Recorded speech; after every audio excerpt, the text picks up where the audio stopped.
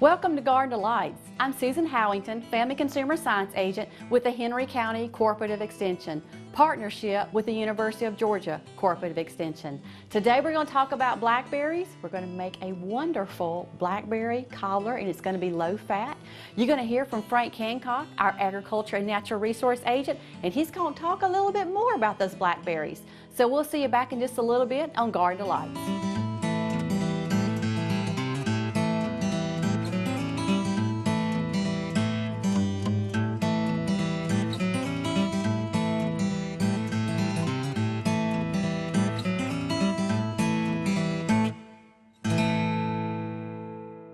Welcome back to Garden Delights. Today we're talking about blackberries, and I will tell you, blackberries is one of my favorite fruits. I remember as a child, we had to go pick blackberries with my family, and I remember wearing jeans and long sleeve shirts to make sure we didn't have any scars of prickly or scratches or anything else, and it wasn't too much fun because blackberries always come in when it's really hot. So by the time you get done picking the blackberries, you are all sweaty and hot. But they are worth it. So let's talk about why they're worth it. They are wonderful in fiber. So remember to make sure you put those blackberries on your list. They're great in fiber. If you're looking for something that's fiber in your diet, blackberries is one to pick. They're also very good in vitamin A, E, and K. So think about your vitamins. Wonderful source of minerals. And they are powerful in those natural antioxidants. So make sure you're looking for blackberries when you're picking that fruit in the grocery store, or better than that, do like we do. We have blackberries in behind our office space, and we can pick our own blackberries. So before the show, I decided I'd pick some blackberries so we can make that low-fat blackberry cobbler. So just remember, they are wonderful. They are wonderful in all those minerals, nutrients that you can eat. And also, they are cholesterol-free, sodium-free, saturated fat-free, all those good things that we don't need in our diet. That's the reason why you need blackberries. Now let's talk about the selection. You can see these blackberries we just picked. They are dark black, and that's what you want. You want them shiny, you want them plump, because if they're decaying and rotting, they're no good. So pick them when they're good. So how are we going to keep them so they'll stay good? We're going to put them in that refrigerator once we pick them. They'll stay in your refrigerator maybe 3 to 6 days. I would say after 3 days, decide what you want to do. To me, cook that low-fat cobbler pie. If I was not going to cook a pie or a cobbler, then I would freeze them. They freeze wonderfully. But there's one drawback. Once you freeze them, just freeze them as is. Don't wash them until you eat them. So once you get ready to eat the blackberries, that's when you want to wash them, because that will make the berry soggy. And so drain them really well, make sure they're really dry, and then decide what you're going to do as far as baking with them. But they store very well in your refrigerator. They store very well in your freezer. But the freezer's going to prolong them longer so you can keep those blackberries for whatever you're going to bake with. So we come back, we'll see what Frank's talking about on those blackberries, and I'll come back and do a low-fat cobbler. So we'll see you back in just a little bit on Garden Delights.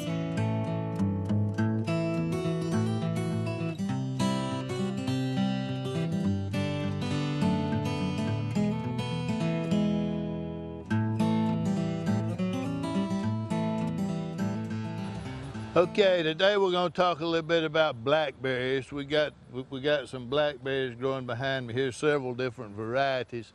Most of them are upright varieties. I think I've got one trailing type. We'll take a look at that in a few minutes. Blackberries are fairly easy to grow. They like a pH of 6 to 6.5, similar to what your other vegetable garden plants like to have. So you treat the soil similar to what you would with your vegetable garden. Blackberries are produced on floricanes, so they have primocanes and floricanes, and the primocanes are this year's growth, and then the floricanes are the second year's growth. So what we have here on these blackberries, you see the blackberries are on the floricanes. This is last year's growth that produces the berries. And then behind me here are the primocanes. These are the canes that came out this year. That this is this year's growth. So right now, the floricanes, after they produce the berries, they're going to die back, and I'm going to prune them off down at the ground as soon as they get through producing all the berries they're going to produce, and so they'll be gone. And then I'll start training this year's primocanes to this wire. Now, my wires were put up with upright blackberries in mind. What you normally might do is have 3 wires and have the bottom wire about 24 inches off the ground, and then 18 inches between the next 2. That gets you up to 5 feet high on your trailing type blackberries. But since we're working with uprights right now, this wire is fine just to hold them in place so they don't droop over and get on the ground and the wind blow them over. So we want to prune these about 40 inches above the ground is where we want them to be, and we're going to train them to the wire. So, you know, without measuring it, this is about what I want to prune right here. We can take some off of that one right there. This is going to make them branch out, that they're going to spread out now after being pruned. I like to use pipe cleaners, and I'll just take the pipe cleaner and I'll pull this over to the wire, and I can't be too rough with it. It's got, you know, it was wanting to lean out, so I got to get it where it holds it as much as I can over to the wire. Then I want to fan out on these other branches just to kind of spread them out so they don't all wind up in the same spot. The reason I use pipe cleaners is because they're easy to put on and take off, and the 4-H club has got a lot of pipe cleaners that I can use, so they're easy to come by in the office. Versus wire ties, you could use wire ties. They're a little bit harder to get off. And I can, you know, I can loop these out so I don't put a lot of stress on them to hold them in. Then we have a floricane here on the other side. Let me turn this, a primocane, let me turn this floricane loose over here so I can bring this into the wire. And we're kind of fanning it out, and I'm expecting to get some growth out of these now. And this keeps them up off the ground, makes it easy for me to harvest next year's crop. The other thing about pipe cleaners is I can use them in here to pull it all together on the same pipe cleaner. I don't have to have a new pipe cleaner for every branch. So that's kind of generally what I want to do. I got it fanned here. I've got it shortened. I'm going to take the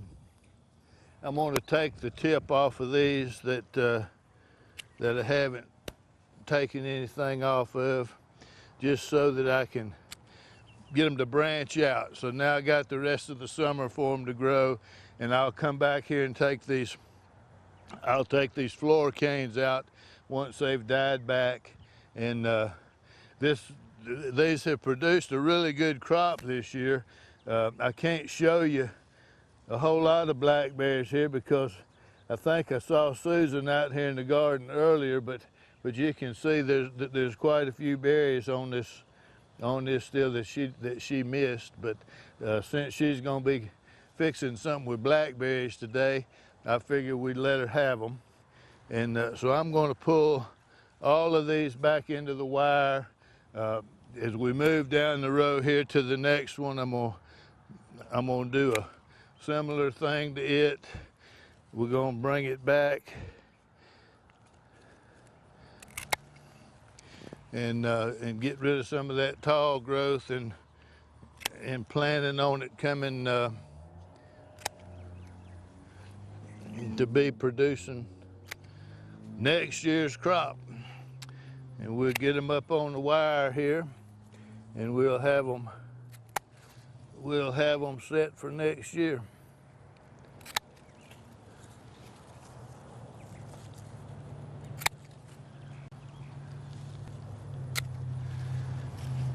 We might be able to come back and take another look at these. And I'll do the same thing here. I'll fan them out. I'm about to run out of pipe cleaner, so I'll come back and do it in a few minutes. But same thing, I want to pull them over to my wire, and just wrap them in there fairly loosely. I don't want to harm the plant, and then we'll fan it out. And that's pretty much what we do to blackberries. We'll fertilize them a little bit here into June, 1st of July, and we'll fertilize them back in May, April, late April, when they first start growing again in the spring. They get a few insects on them you have to watch for, so they might need to spray a few insects. But other than that, they're pretty trouble-free. They just sit here and put blackberries on, and you don't have to do a whole lot of work with them once you get them established. So I think what we're going to do now is go in here and see what Susan is fixing with blackberries.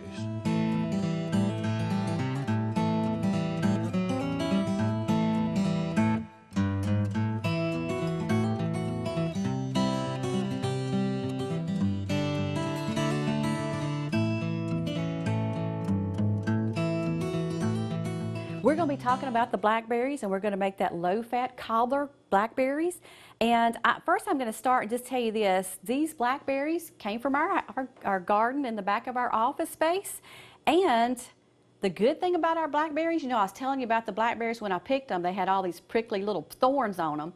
The good thing about blackberries now, you can buy them and plant them thornless. So what a great way to pick them. So I picked these and didn't have to worry about any scratches or anything like that. I just did it early in the morning to keep from the heat. So what I'm going to tell you is, for the recipe, you're going to need about 2 cups of the blackberries. So I'm going to go ahead and pour them in. And what I did is I have taken 1 teaspoon of this 1/2 cup of sugar that I'm going to end up using. And what I want to do is just take this sugar, and I'm going to take that 1 teaspoon, I'm going to drop it just on top of the berries. And I'm going to toss those berries just so they have the sugar on them when we bake it. And I'll tell you how we're going to do that in just a second. But I'm just going to go ahead and toss those blackberries just so they're a little coated with the sugar. And I will tell you, blackberries will stain. So when you're making whatever you're making with blackberries, make sure you don't get it on you, because if you do, it will stain your clothes and you'll have to figure out how to get it out. So that's the reason I'm using this dark spoon, so hopefully it won't show any blackberries. So I have those now just tossed with some sugar. And what we're going to do is we're going to take the dry ingredients first. This is a 1/2 cup of plain flour. We also have 1/2 teaspoon of baking powder, and then we also have 1/4 teaspoon of salt. Now this is making this like a self-rising, so to substitute, if you did not have plain flour, you could do the 1/2 cup of self-rising flour. So we're going to pour that in first, and then next, move this around just a little bit. This is a 1/2 cup of sugar, less that 1 teaspoon that I put on the berries. And then I'm going to go ahead and do it this way. This is just 1 tablespoon of light margarine. So I'm just going to put it into my milk, because I want to just have it already mixed in with that part of it. And so what you're going to do, this is going to be the wet part of it. So I'm going to take this milk and I'm going to put it into the dry ingredients. I'm going to mix it up. And it just seems like when you pour it in the milk, the butter just kind of stays, it doesn't separate as bad when you're trying to move everything around. So all you need to do, and you'll see it's pretty wet, because the neat thing about this cobbler is we're going to take the wet ingredients and we're going to put them at the bottom of our 8x8 Pyrex pan.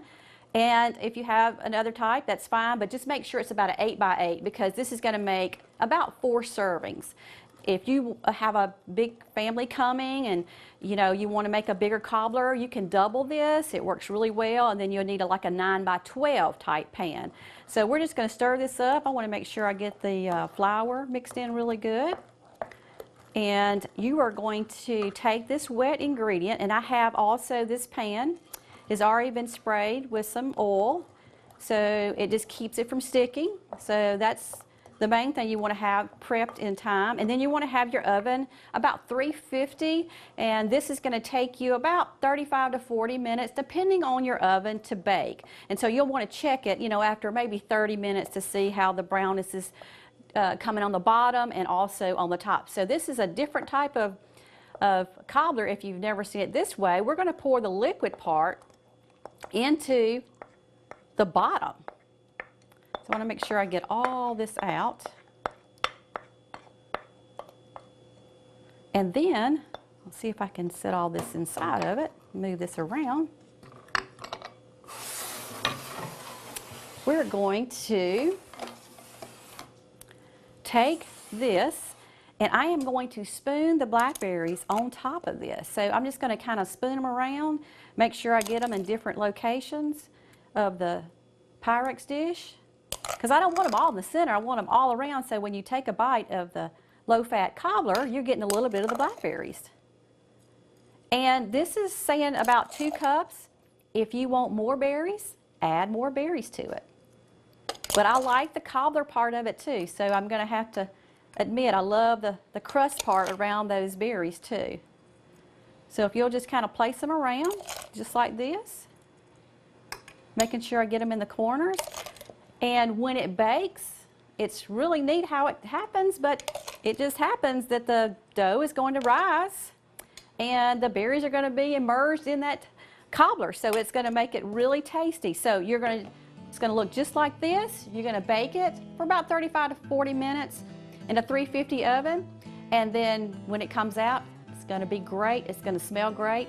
And so we come back, we'll have Frank and we'll taste this low-fat blackberry cobbler. See you back in just a little bit.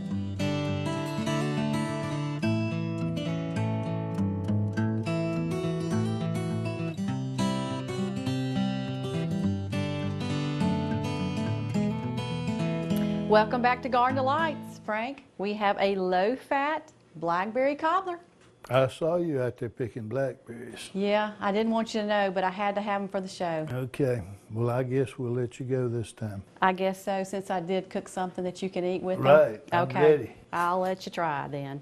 I also did a little bit something that I probably shouldn't have done is I'm going to try to get the corner because I love the crust part of it. Yeah, put it right there next to that ice cream. I know. I decided to break down and give you a little bit of ice cream to go with it. You know, you think about cobbler, and when you think about cobbler, what do you think about? Always need a little bit of ice cream. I know, me too, me too. All right, let's see what we got. It's still hot too. I see it coming off, so don't burn your mouth. Maybe mix it a little bit with the cool and the hot. That's good. That is good. That's what blackberries are for. Exactly. And, you know, it's a little low fat than regular cobbler, so it doesn't mean we can eat more of it. It just means it was low fat till you put that ice cream down there beside it, but that's okay. I agree. Well. But it sure does mix really good together, doesn't it? It's good. Well, check out the website for the recipe.